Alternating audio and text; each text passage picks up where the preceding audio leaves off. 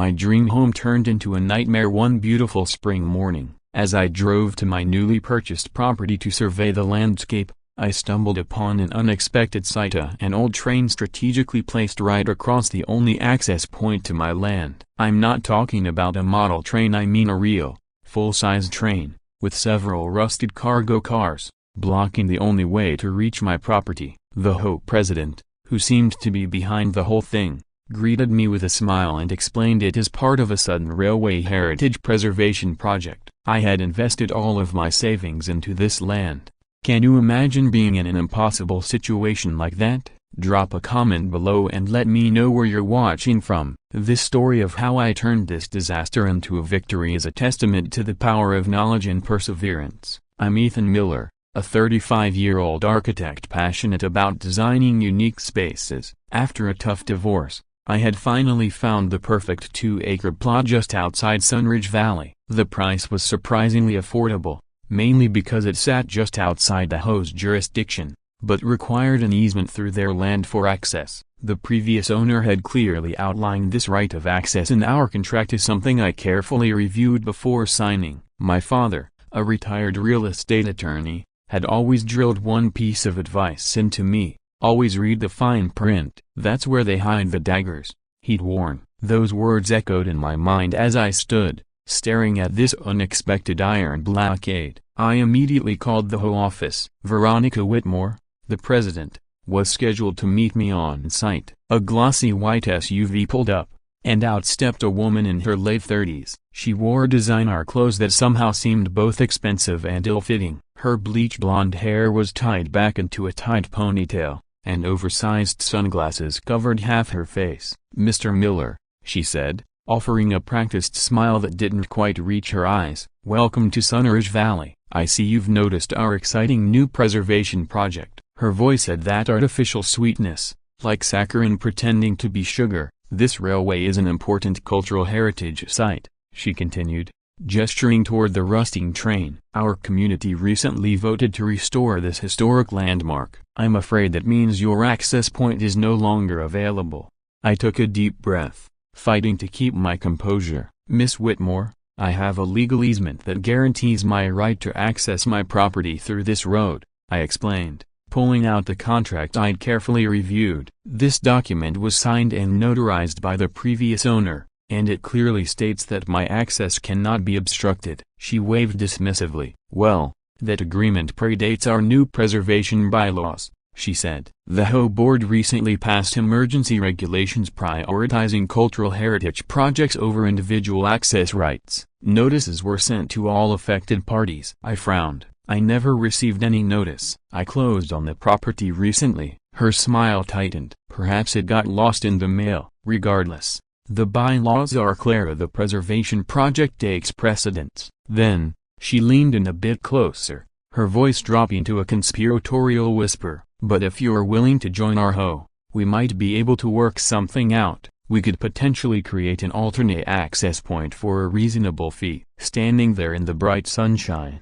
looking at the train that seemed far too clean and well-placed to be a mere relic, it hit me this wasn't an accident. The timing was too perfect. The train had been positioned just days before I was set to begin my architectural surveys. Later, I spoke with a local contractor who had been working in the area. "That train?"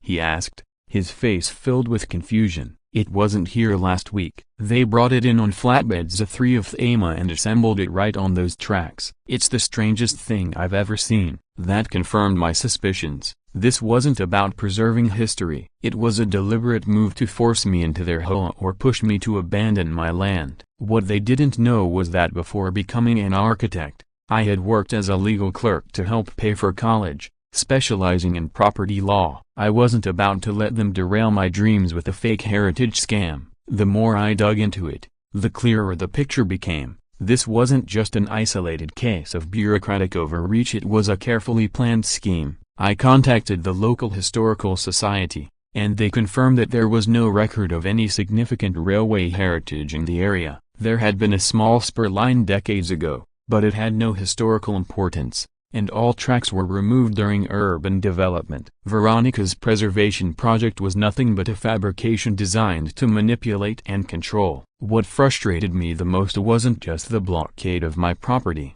but the sheer audacity of their deception. They'd created an elaborate historical fraud and expected everyone to buy into it without question. Standing under the harsh sun, staring at the rusting train blocking my path, I realized I wasn't just dealing with a power-hungry board president. This was an organized conspiracy. They wanted to either turn my land into part of their fake heritage site for government funding or force me to join their HOA. But Veronica sat across from me, her voice dripping with faint concern. "Mr. Miller," she began, her tone laced with false sweetness, "I understand you're upset about our Sunridge Railway Heritage Project, but I assure you, this preservation initiative is vital to our community's cultural identity. The board unanimously approved this project months ago." I placed my easement documents on the table, keeping my voice calm. "My right of access is legally binding and was registered with the county. You can't simply place a train on an active easement property without proper notification or approval."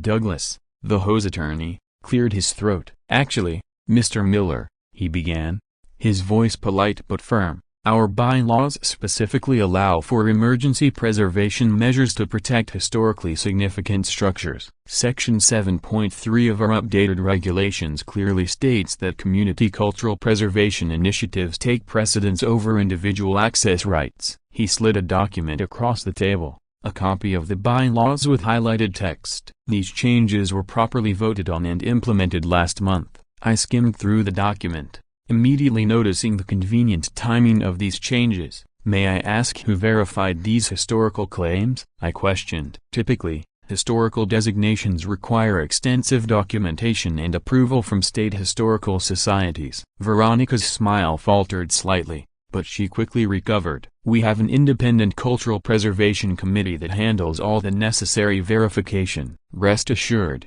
everything is entirely above board." What caught my attention, however, was Melissa's reaction. She was standing near the door, and at the mention of the committee, her eyes widened briefly before she quickly looked away. Something was off. As I left the office under the scorching midday sun, a white-haired man in his late 60s approached me in the parking lot. "Meet me at Valley View Coffee at 2 o'clock, he said quietly, glancing over his shoulder as though making sure no one was listening. "I'm Frank Thompson. I know what's really going on." Without waiting for my reply, he walked off, leaving me intrigued. My next stop was the city planning department, where I hoped to find information about any legitimate historical railway in the area. The clerk shook her head when I asked. "HOAs operate independently," she explained, "and the city doesn't typically intervene in their local preservation initiatives." She made air quotes as she said the words "local preservation initiatives."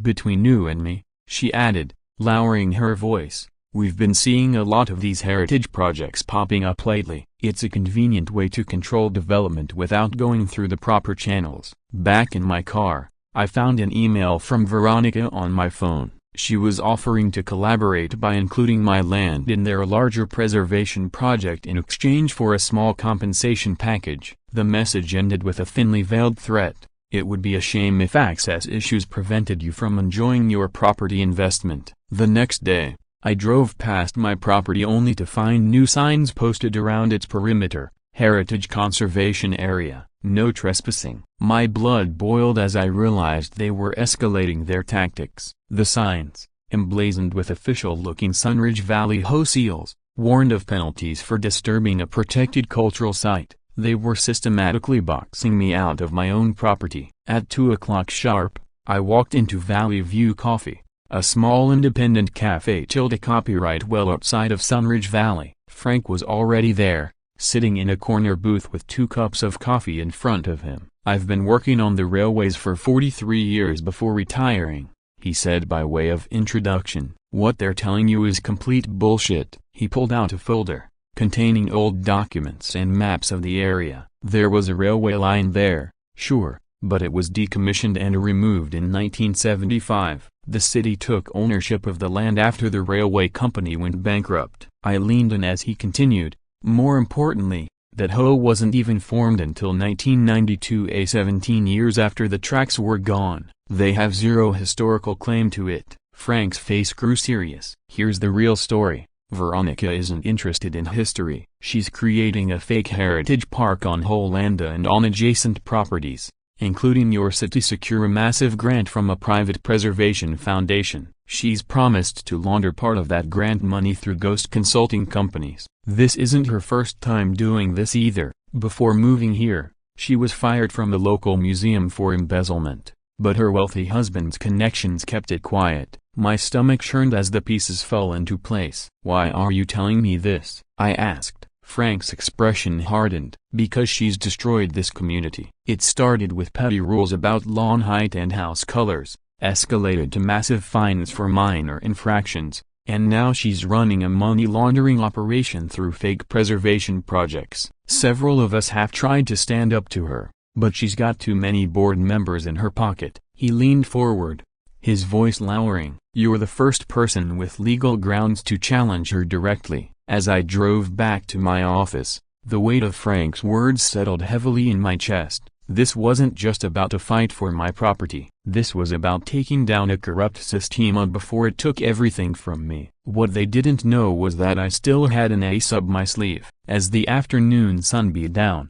I vacillated between anger and helplessness. This was supposed to be my fresh start after the divorce, not a drawn-out legal battle with a corrupt hoe. That evening, I pored over legal textbooks and online resources, hoping to find any precedent that could help me. While flipping through my father's old notebook in the architecture office, under the fading light of dusk, a photograph slipped out. It was an old picture of the area from 1987, before the HOA was even established. In the photo, there were no railway tracks, no so-called heritage claim, just an elaborate truce. But how could I prove it? The next morning, I headed to the local library as soon as it opened, determined to find any historical records. Eleanor, a helpful librarian, directed me to their local history archives. "We've digitized most of the county maps and property records," she explained, setting me up at a computer terminal. "You should be able to find anything dating back to the 1900s. For the next 3 hours,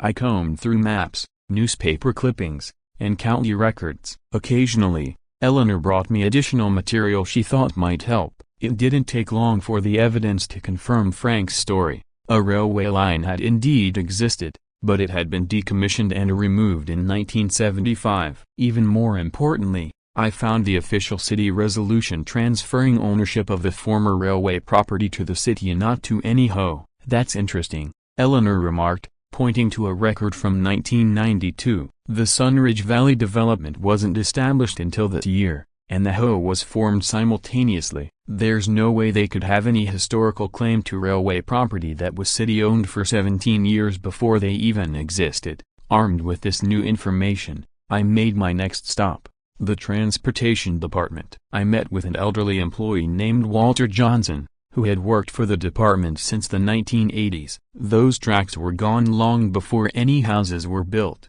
he confirmed, unwrapping his sandwich. "And no one could legally reinstall railway tracks without special permits from both the city and state. I've checked our records and no such permits have been issued in this area for over 40 years. Walter's confirmation further solidified my suspicion. The preservation project was a complete fraud. Later that afternoon, I took a risky step. I parked my car half a mile away in a public lot, then hiked in through a back trail to avoid the security guards Veronica had stationed at the main entrance. Hidden behind trees, I took detailed photos of the historic train up close. The deception was even more blatant than I expected. The train cars, which had been painted to look weathered, were actually made of modern materials. I even found a small plaque, partially hidden, that identified the train as a movie prop used in a film shot in the area just 3 years earlier. The following day, things escalated quickly. A certified letter arrived from the HOA's lawyer,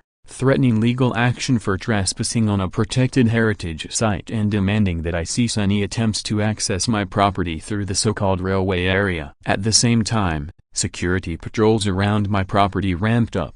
Guards took photos of me whenever I approached, and new signs appeared on the perimeter. warning that properties adjacent to the preservation areas had to comply with special building restrictions. I was being squeezed from all sides, either forced out or brought under their control through their fabricated heritage claims.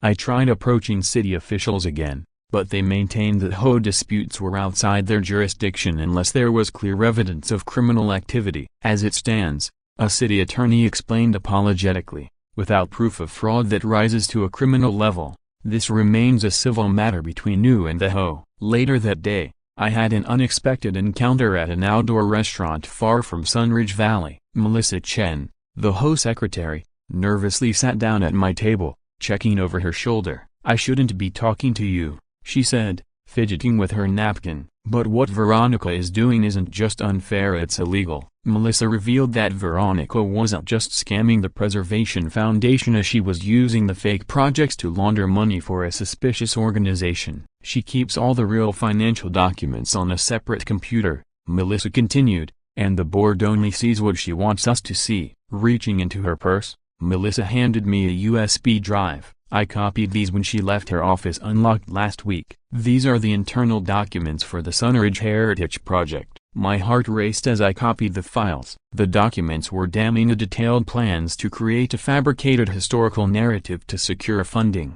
My property was even marked as a target for acquisition, despite the HOA having no legal claim to it. Later that afternoon, I received another email from Veronica. This one was far more threatening than the previous. "Security footage shows you trespassing on protected HOA property yesterday," it read. "We're prepared to file charges unless you agree to meet and discuss a mutual resolution." She was clearly growing desperate, worried about what I might have discovered. That evening, sitting at my desk in my architecture office, I felt completely cornered. The weight of the situation was crushing. The legal battle could drag on for years, draining both my finances and energy. In a moment of weakness, I called my father for advice. Though retired, his legal mind remained as sharp as ever. The conversation changed everything. "Remember, Ethan," he said, his voice steady, "every HOA operates based on legal documents, bylaws, covenants, articles of incorporation. If she's falsifying heritage claims," my father had said, his voice sharp with insight, "she's likely bending or breaking other regulations too. Start with the original documents and look for inconsistencies. Follow the paper trail." The phone call ended, and though my hands still trembled, it wasn't from despair anymore. My father's advice had reignited something in me. "To win a battle, you don't always have to fight," he had once told me. "Sometimes, you just need to find the flaw in your opponent's armor." I had just remembered something crucial. Every HOA was built on legal documents, bylaws, amendments, and covenants. It was time to go on the offensive. The next morning, I arrived at the county registrar's office right as it opened. I requested official copies of the Sunridge Valley HOA's original bylaws and all amendments made since then. The clerk, an older woman with graying hair and a sympathetic smile, raised an eyebrow at my request. "That's quite a bit of documentation," she noted. "Is this for legal purposes?" I nodded, explaining that I was researching potential irregularities. Something in my expression must have resonated with her, because she leaned forward and lowered her voice. "I've seen a lot of HOA disputes in my 20 years here, Mr. Miller," she said quietly. "Some of these associations forget they exist to serve communities, not rule them like tiny kingdoms." She paused, then added, "I'll expedite this for you." 2 hours later, I was sitting at a nearby coffee shop, a substantial stack of documents in front of me. I worked through decades of HOA paperwork, methodically making notes and highlighting inconsistencies. The original bylaws, dated 1992, contained the crucial provision: any amendments required a 75% vote from members and signatures from at least 3 board members to be valid. Yet, the recent emergency preservation amendments had bypassed this requirement entirely. As I continued to examine the documents, something else caught my attention. The signatures on several recent amendments looked suspiciously similar, even though they were supposedly from different board members. I took several pages to a handwriting expert I'd contacted earlier. Sitting in his office, I watched as he examined the signatures under magnification. "These are definitely problematic," he concluded. pointing to specific letter formations. "See these patterns? Two of these supposed different signatures were almost certainly made by the same person. In my professional opinion, at least two of these signatures have been forged." This was exactly the kind of evidence I needed, and not just ethically questionable behavior, but potentially criminal forgery. Over the next few days, I carefully approached several HOA board members, timing my visits during their afternoon hours, away from Veronica's watchful eye. The pattern that emerged was disturbing. Many board members had no knowledge of the recent preservation amendments, or had been told they were just routine administrative updates that didn't require full board review. One conversation stood out in particular. I met with an elderly board member, Grace Peterson, who invited me into her garden when I approached her. "I've been on this board for 12 years, she said, examining the documents I showed her. "I certainly never signed any of this." The first I heard about the railway preservation was when they brought those train cars in a few weeks ago. She looked troubled. Veronica claimed everything was properly approved, but the board meetings have gotten more precinct lately. She presents everything like it's already been decided and just needs our rubber stamp. Grace's testimony, along with similar statements from other board members, provided clear evidence that proper procedures hadn't been followed. Meanwhile, Veronica must have caught wind of my investigation, because she called an emergency board meeting, painting me as an outsider harassing board members and threatening the community's cultural heritage. The HOA sent me a cease and desist letter the following day, threatening litigation if I continued interfering with their operations. They even sought a restraining order to prevent me from entering the neighborhood. Altogether, some board members are either intimidated by Veronica or complicit in her scheme as publicly supported her narrative. A small faction even began a whisper campaign, suggesting I was attempting to acquire the land for commercial development, which would destroy property values in the neighborhood. Tensions escalated, and the community was forced to choose sides. During this volatile period, I made two critical discoveries while reviewing historical documents. The first was that all HOAs in our state were legally required to register as non-profit organizations and file annual financial statements with the state auditor's office. Sunridge Valley HOA had failed to do so for the past 3 years. The second discovery was even more damning. All heritage preservation projects needed to be registered with the state's Historical Preservation Office. The Sunridge Railway Heritage Project didn't appear in any official records. These weren't just procedural oversights, they represented serious legal violations that could potentially invalidate the HOA's authority entirely. My next step was to quietly build a coalition of dissatisfied residents. Frank introduced me to several neighbors who had suffered under Veronica's increasingly restrictive rules. We began meeting in small groups at the city park on weekend mornings. We'd sit on different benches, appearing to be strangers enjoying the sunshine, but in reality, we were exchanging information and coordinating our efforts. Melissa proved invaluable. She provided internal documents showing how HOA fees had been misappropriated for years. I worked tirelessly, using my design skills to create clear visual presentations of the evidence, compiling a comprehensive dossier on the HOA's violations. My eyes were red from exhaustion,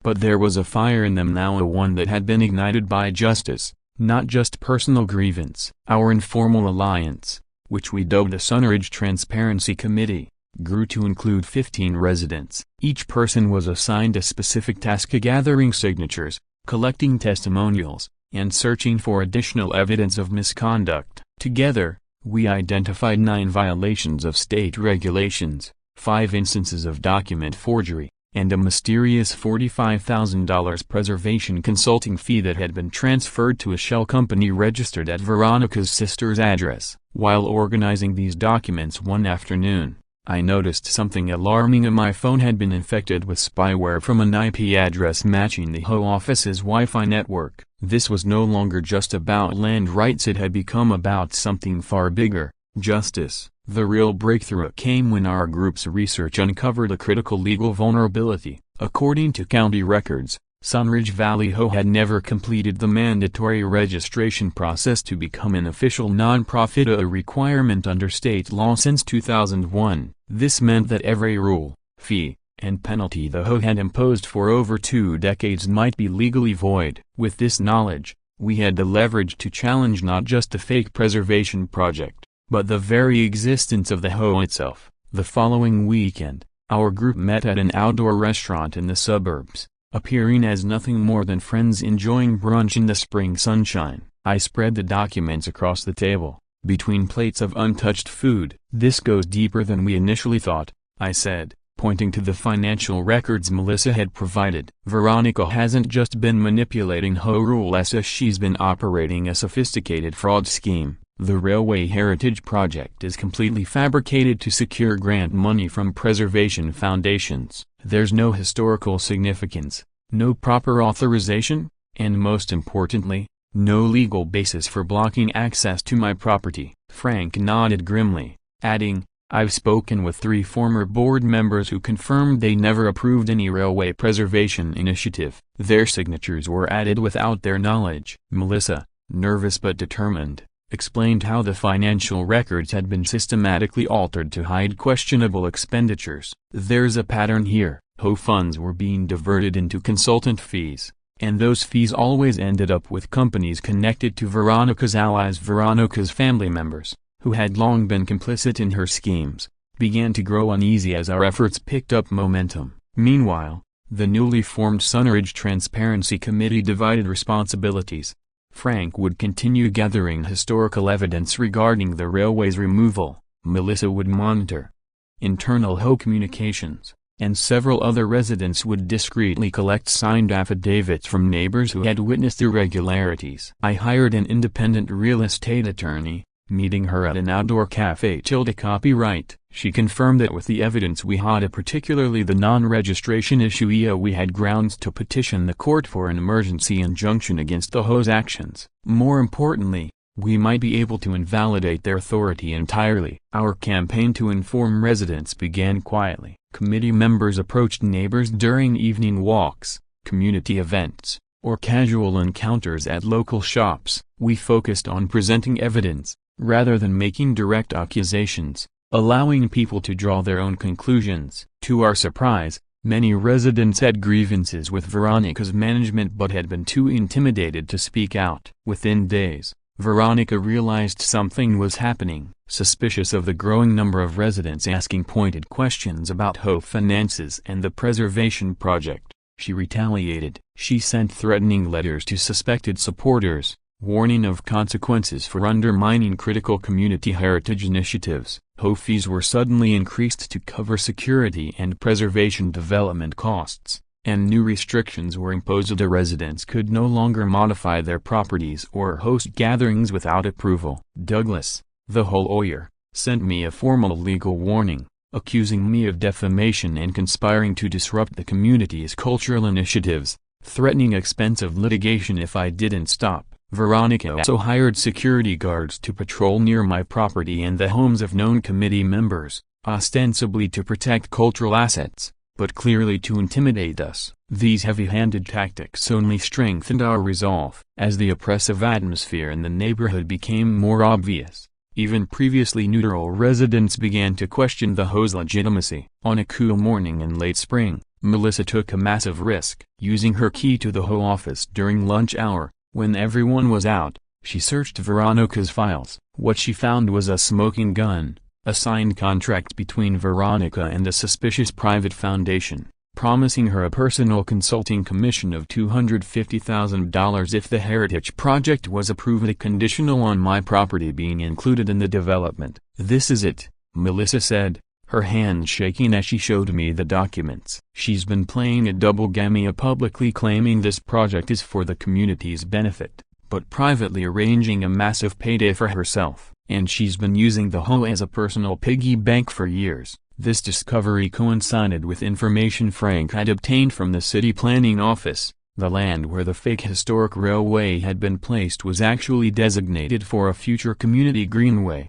a project Veronica had been actively blocking while pursuing her own schemes. With mounting evidence and growing support, we prepared to take legal action. Our attorney drafted formal complaints to the county court, the state attorney general's office, and the Preservation Foundation for being targeted by fraudulent grant applications. We were ready to move via until something unexpected happened. Veronica, perhaps sensing the walls closing in, reached out with a surprising offer. "Mr. Miller," her email began, striking a tone of uncharacteristic formality, "in the interest of community harmony, I'd like to propose a mutually beneficial arrangement. We would welcome incorporating your property into our preservation project, with you serving as the official preservation architect for a generous annual stipend. All access issues would be resolved immediately." Attached was a non-disclosure agreement covering all HOA activities. It was clearly a desperate attempt to buy my silence. The financial offer was substantial enough to purchase another property, a one without the complications of this quasi if I simply walked away. For a brief moment,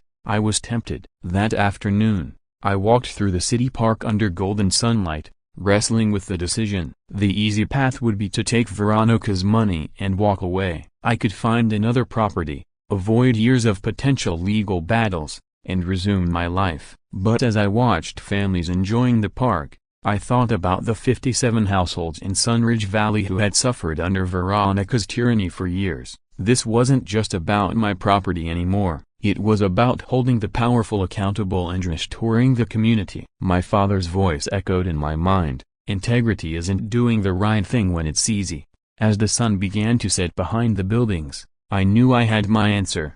I texted Veronica, "I accept your proposal. Let's meet at the notary's office Friday at 10 a.m. She had no idea that I'd prepared a surprise. I had uncovered something no one had realized for 30 years about the very existence of the Sunridge Valley HOA. I revealed my discovery to the committee in an early morning meeting at a local bakery. "According to county records," I said, spreading documents across the table, "Sunridge Valley HOA never completed the mandatory registration process to become an official nonprofit organization. This was a requirement under state law since 2001. That means every rule they've enforced, every fee they've collected, for over 20 years has been without proper legal authority." The implications were staggering. Not only could we challenge the fake preservation project, but we could also potentially invalidate the entire HOA and demand refunds for all fees collected since 2001. Our attorney, impressed by the thoroughness of our research,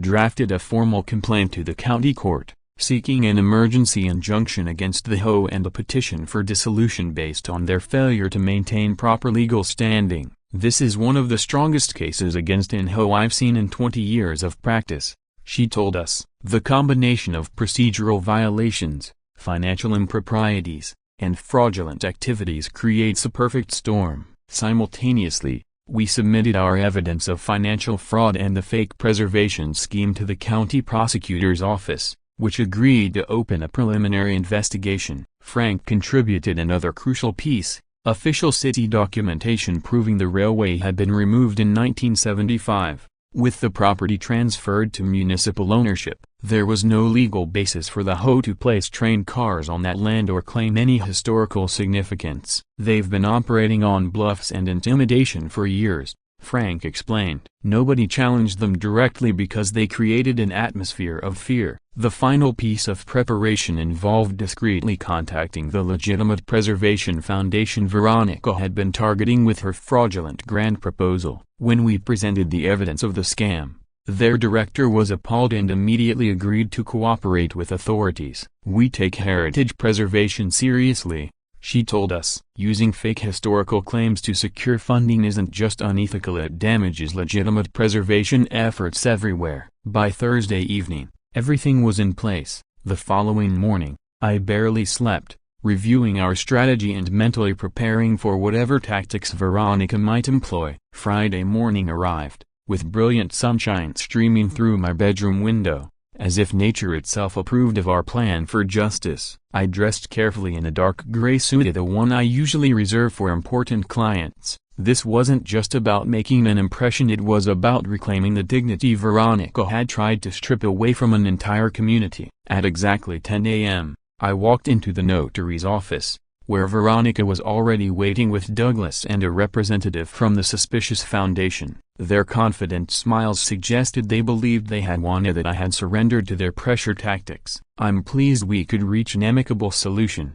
Mr. Miller," Veronica said, extending her hand. "I believe this arrangement will benefit everyone." I shook her hand firmly. "Indeed, I think today we'll resolve everything." I replied, maintaining a neutral expression that revealed nothing of what was about to unfold. As we sat around the conference table beneath the bright fluorescent lights, the door opened again. Melissa and Frank entered, followed by a serious-looking woman in a tailored suit who introduced herself as Special Investigator Rebecca Torres from the county prosecutor's office. Veronica's smile faltered. "What is this?"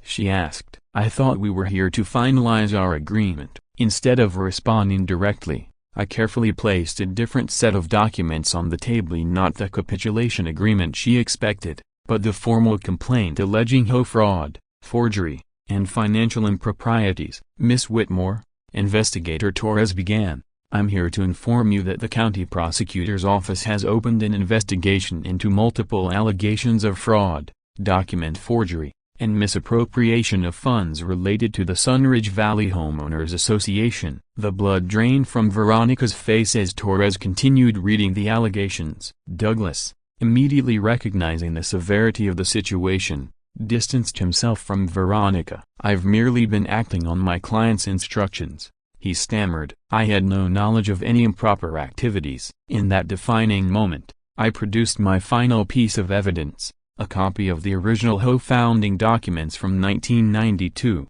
containing the signatures of the founding members and an overlooked provision of Article 12, Section 3. I read aloud, "The association may be dissolved in cases of power abuse for personal gain through a single vote from any member still holding an original copy of these bylaws." The room fell silent as I revealed the truth. My father, James Miller, was one of the founding members. He later moved away and sold me this land through a trust to conceal our connection. I now hold the original bylaws. Veronica's confident facade crumbled completely as she realized the magnitude of what was happening. Years of manipulation and control were collapsing around her in real time. Douglas was already gathering his papers, clearly planning his professional exit strategy. The foundation representative looked horrified, realizing he had nearly become complicit in a fraudulent scheme. With a sense of calm resolution, rather than vindictiveness, I officially exercised the power granted by that long-forgotten provision. I, as the son of a founding member and legal holder of the original bylaws, hereby vote to dissolve the Sunridge Valley Homeowners Association, effective immediately. Investigator Torres confirmed that her office would. The county prosecutor's office will be conducting a full investigation into all financial activities of the now dissolved HOA, particularly focusing on the preservation grant applications and personal enrichment schemes. Veronica finally understood the gravity of the situation. Her confident demeanor shattered as she alternated between threats and desperate pleas. "You have no idea what you're doing," she hissed. "I have powerful friends. This isn't over." I simply smiled. "Actually, Miss Whitmore, it was over before it even began. You just didn't know it." As Investigator Torres escorted Veronica out for further questioning under the bright midday sun, Veronica turned back, throwing me a venomous glare. But what she didn't realize was that I felt no hatred toward her, only the quiet satisfaction of seeing justice finally served. Yet, despite the resolution of this battle, I couldn't shake the feeling that this wasn't quite the final chapter of our story. News of the HOA's dissolution spread quickly throughout Sunridge Valley, sparking a wave of reactions. Most residents celebrated their newfound freedom, but there were those who worried about what would happen to community standards without oversight. Within days, handmade signs began appearing on several lawns, declaring free from HOA tyranny. And Sunridge Valley Liberation Day. The atmosphere in the neighborhood transformed almost overnight. Children's basketball hoops, which had once been banned, suddenly reappeared in driveways. Houses were repainted in fresh colors that had previously been forbidden. Neighbors began greeting each other more freely, as if a collective weight had been lifted. "It's like everyone can breathe again," Frank commented as we walked through the neighborhood one morning. "I haven't seen people this happy here in years." The most significant immediate change came with the removal of the fake historic train. City workers began dismantling the train the week after our confrontation. Watching those rusty, misleading cars being loaded onto trucks gave me a deep sense of satisfaction. The physical embodiment of the deception was finally being cleared away. To address concerns about the community's future, I organized a neighborhood meeting in the local park on a beautiful Saturday morning. Under the shade of large oak trees, nearly 100 residents gathered to discuss what would come next. The dissolution of the HOA doesn't mean we can't still be a community, I explained to the assembled neighbors. In fact, it gives us a chance to build something better based on mutual respect, not coercion. Frank proposed creating a voluntary neighborhood association, one focused on community support instead of restrictive rules. We could organize block parties, set up a neighborhood watch, and maintain common areas all without dictating what color people could paint their mailboxes. His idea was met with widespread approval. Melissa and other former board members shared their experiences of how the HOA had gradually transformed from a community service organization into Veronica's personal power structure. What started as reasonable rules about property maintenance had morphed into an authoritarian control over nearly every aspect of our lives, from the plants we could grow to when we could have visitors. To everyone's surprise, Douglas, who had distanced himself from Veronica's legal troubles, appeared at the meeting in the late afternoon sunshine. "I need to apologize," he said, addressing the gathered residents. "As legal counsel, I failed in my duty to ensure the HOA was operating properly. While I wasn't privy to all of Miss Whitmore's schemes, I should have questioned many of the documents I was asked to process." His candor earned him some grudging respect from many present, and his insights into the HOA's financial operations proved invaluable for the ongoing investigation. He revealed that Veronica had been systematically manipulating records for years, creating a shadow financial system that diverted substantial funds to personal projects and associates. The so-called emergency funds that had justified last year's special assessments, they had been funneled directly to a shell company controlled by her brother-in-law. "That's exactly what we suspected," Frank said, confirming the suspicions many residents had harbored for years. As our community meeting began to wrap up, a luxury car pulled into the parking lot. A distinguished man,